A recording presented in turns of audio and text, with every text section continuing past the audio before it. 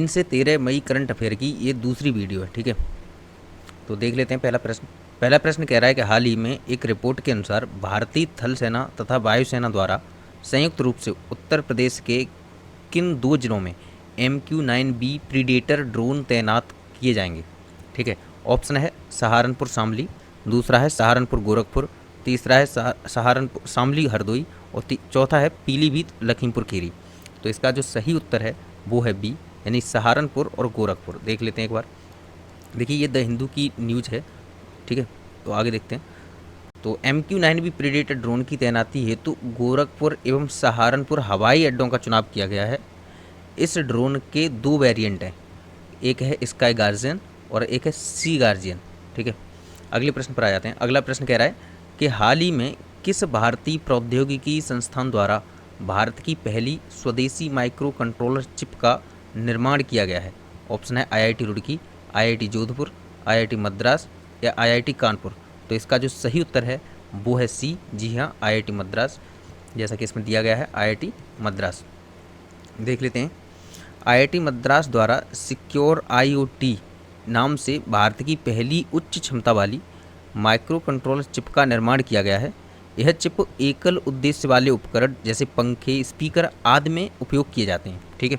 तो ये याद रखना है। IIT मद्रास, जब भी इनके द्वारा, जो IIT संस्थान है इनके द्वारा जब भी कोई नई चीज़ का इनोवेशन किया जाता है तो वो प्रश्न आने के चांसेस बने रहते हैं हमेशा, ठीक है। अगला है प्रश्न की चर्चा में रहा बाटा गे अथवा बाटा गाय का क्रेटर निम्नलिखित में से किस देश में अवस्थित है। ऑप्शन है मैक्सिको, ब्राज़ील, रूस या कनाडा। तो उत्तर है सी, यानी कि रूस।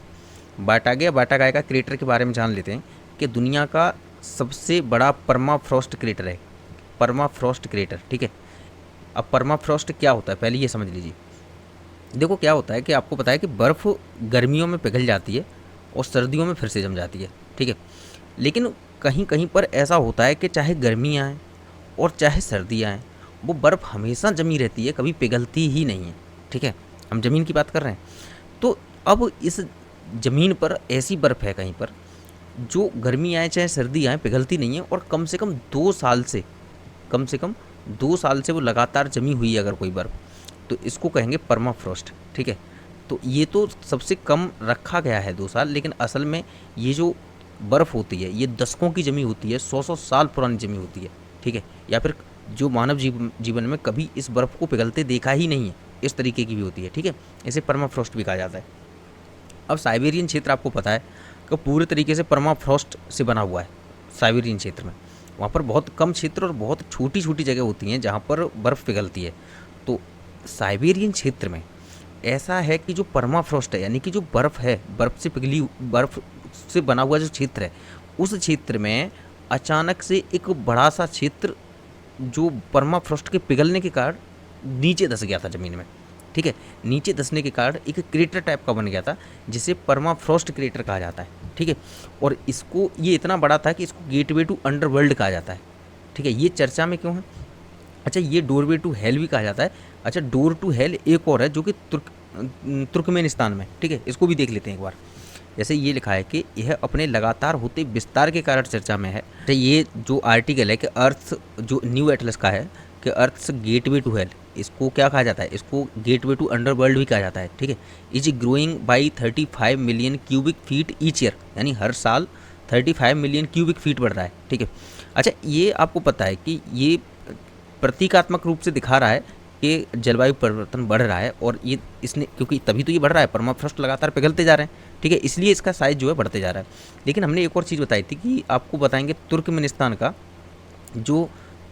हमने बताया था आपको डोर टू हेल। तो जैसे ये है डोर टू हेल, देखो ये हालांकि चर्चा का विषय नहीं है, लेकिन जब इसकी बात कर रहे थे तो हमने सोचा कि इसके बारे में भी थोड़ा सा बता देते हैं। इसमें क्या था कि आपको पता है USSR के बारे में पता होगा कि अब, क्योंकि ये तुर्कमेनिस्तान में, और आपको पता होना चाहिए कि मिडिल एशिया के जितने 5 देश हैं वो 5 के 5 देश USSR का हिस्सा थे, USSR के विघटन से पूर्व, ठीक है। तो पहले क्या था कि USSR के कुछ साइंटिस्ट आए और इस जगह पर ना रिसर्च कर रहे थे, और रिसर्च करते करते वो गड्ढे की खुदाई कर रहे थे, और इस दौरान वो इस एक गुफा की छत पर पहुंच गए और उस गुफा के अंदर कुछ गैस भरी हुई थी। जब वो वहाँ पर थे तो क्या हुआ कि इन लोगों के वहाँ पर खुदाई करने से वो छत की दीवार गिर गई गुफा की।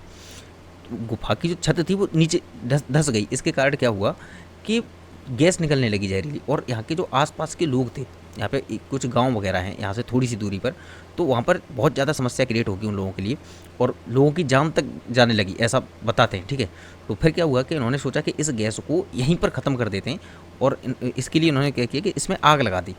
और आग इन्होंने लगाई इसलिए कि जैसे ही गैस ख़त्म हो जाएगी यहाँ से बात ख़त्म हो जाएगी। लेकिन यहाँ पर रिसोर्सेज हैं नेचुरल गैस के, तो वो तब की लगाई हुई आग दशकों तक जलती रही, और ये आग अभी तक जल रही है। समझ में आ रहा है? तो इसलिए इसको क्या कहा जाता है, इसमें ऑलवेज आग जलती रहती है। इसको डोर टू हेल कहा जाता है, यानी कि नरक का दरवाज़ा भी कहा जाता है इसको। ठीक है, दूर से देखा जाए तो ये कुछ इस तरीके का दिखता है। आगे बढ़ते हैं, अगला प्रश्न देखते हैं। अगला प्रश्न कह रहा है कि हाल ही में फ़लस्तीन को संयुक्त राष्ट्र का सदस्य बनने के लिए यूएनएससी में एक संकल्प पारित किया गया है। निम्नलिखित में से बताएं, किसी देश के संयुक्त राष्ट्र में सदस्य बनने हेतु सुरक्षा परिषद के कितने सदस्यों के समर्थन की आवश्यकता होती है? ऑप्शन है 5, 10, 9 या 8। तो इसका जो सही उत्तर है वो है सी, यानी कि 9। देखो समझ लेते हैं एक बार। सबसे पहले हम यूएन के पार्ट्स के बारे में देख लेते हैं। देखो जैसे कि यूएन के पार्ट्स के बारे में देखें तो जनरल असेंबली, सिक्योरिटी काउंसिल, और ये सेक्रेटेरिएट, और ये इकोनॉमिक एंड सोशल काउंसिल, ये ट्रस्टीशिप काउंसिल, और ये इंटरनेशनल कोर्ट ऑफ जस्टिस है। ठीक है, अब इसमें क्या है कि आपको पता होना चाहिए कि ट्रस्टीशिप काउंसिल है वो 1994 में सस्पेंड कर दी गई थी। ठीक है, अब इसमें से हमें बात करनी है अभी जनरल असेंबली और सिक्योरिटी काउंसिल के बारे में। ठीक है, तो सबसे पहले ना हमें जनरल असेंबली के बारे में पता होना चाहिए कि यूएन जनरल असेंबली, इसमें सभी देशों के मेंबर्स होते हैं।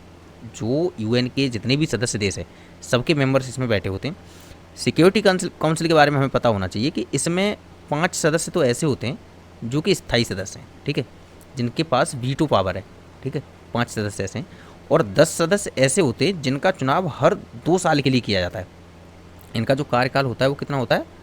इनका कार्यकाल 2 साल के लिए होता है, यानी कि कुल मिला के सिक्योरिटी काउंसिल में 15 सदस्य होते हैं।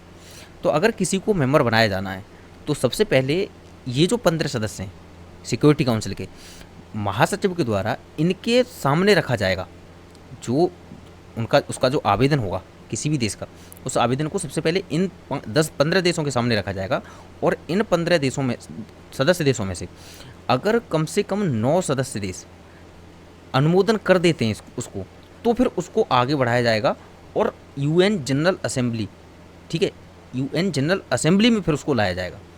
अब लेकिन एक और बात है कि ये जो 15 सदस्य देश हैं, इनमें से जो 5 सदस्य देश हैं हमें पता है जिनके पास, जो कि स्थायी सदस्य हैं जिनके पास वीटो पावर है, उनमें से कोई भी एक भी सदस्य, ये ध्यान रखना है हमें कि एक भी सदस्य ऐसा नहीं होना चाहिए कि उस पर वीटो लगा दे। यानी कि अगर किसी देश को अगर यूएन का सदस्य बनाना है, तो अगर इनमें से कोई भी एक देश अगर वीटो लगा देता है तो उस अनुमोदन को आगे बढ़ाया ही नहीं जा सकता। तो अगर कोई एक भी सदस्य वीटो नहीं लगाता है और कम से कम 9 सदस्यों का समर्थन मिल जाता है, तो उसके बाद में इस जो आवेदन है उसको जनरल असेंबली में लाया जाएगा, और जनरल असेंबली में 2/3 बहुमत से अगर ये पास होता है तो उसके बाद में उस देश को यूएन का मेंबर मान लिया जाएगा। ठीक है, बात समझ में आई? तो आगे बढ़ते हैं। अगला कह रहा है कि यूनाइटेड नेशन सिक्योरिटी काउंसिल में कुल 15 सदस्य होते हैं, जिनमें 5 स्थायी तथा 10 अस्थायी सदस्य होते हैं। इन सभी सदस्यों में से कुल 9 सदस्यों के समर्थन की आवश्यकता होती है। साथ ही 5 स्थायी सदस्यों में किसी के भी द्वारा इस संकल्प को वीटो नहीं किया जाना चाहिए। ठीक है, जो 5 स्थायी सदस्य हैं उनके बारे में आपको पता ही होगा, चीन, फ्रांस, रूस, यूनाइटेड किंगडम और संयुक्त राज्य अमेरिका। अब आगे देख लेते हैं कि पूर्ण रूप से सदस्य बनने के लिए यूएनएससी से समर्थन मिलने के बाद इस प्रस्ताव को यूएनजीए यानी कि यूनाइटेड नेशंस जनरल असेंबली में 2/3 बहुमत की आवश्यकता होती है। ठीक है, बात क्लियर हुई?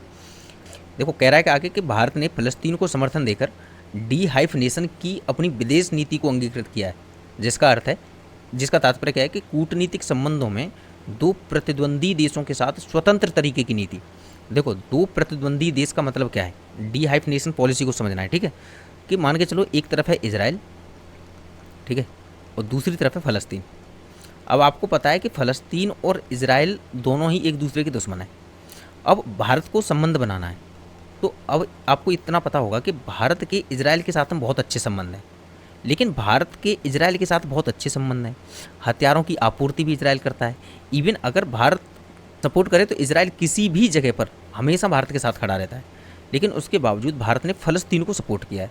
क्यों किया है? क्योंकि भारत किसी भी देश के प्रभाव में आकर के किसी दूसरे देश के साथ में अपने रिश्ते नहीं बिगाड़ना चाहता, ठीक है। ये इसकी क्या है? ये इसकी डीहाइफनेशन की पॉलिसी है।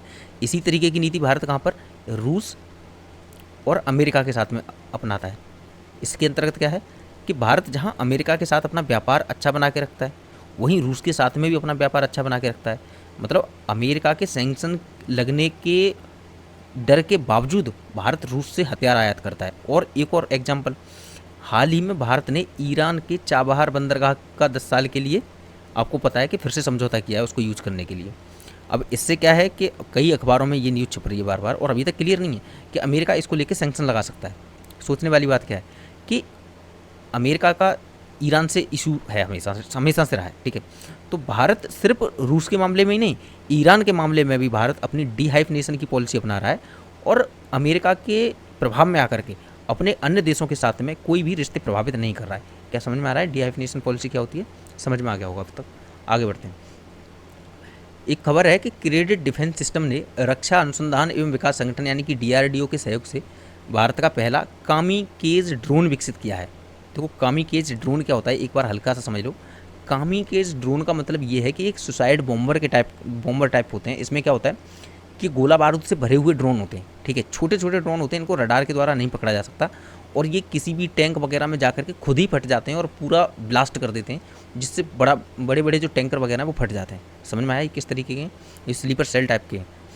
आगे कह रहा है ओलियंडर फूल की जहरीली प्रवृत्ति के कारण हाल ही में 2 महिलाओं की मौत के बाद केरल सरकार ने मंदिरों में चढ़ाने पर इस फूल पर रोक लगा दी है, ठीक है। वन लाइनर टाइप के प्रश्न है। वर्ल्ड फ्रीडम इंडेक्स 2024 रिलीज हुई है। इसमें जारी करता आपको पता है कि रिपोर्टर्स विदाउट बॉर्डर्स है। प्रथम 3 देश हैं वो नॉर्वे, डेनमार्क, स्वीडन है। भारत की जो रैंक है वो 159 है, और 2023 में भारत की 161वीं रैंक रही थी।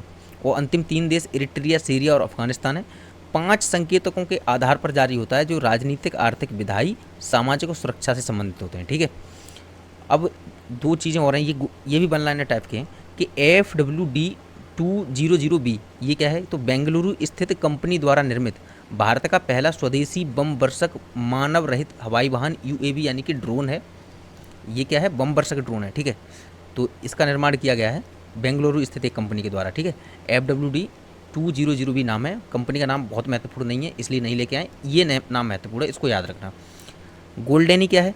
तो देखो वैज्ञानिकों द्वारा विकसित सोने की सीट अथवा चादर है, जिसकी मोटाई केवल परमाणु जितनी है, ठीक है। इस चीज़ को याद रखना। इस क्लास में इतना ही, आगे की क्लास में जल्दी मिलते हैं, ठीक है। Thank you so much.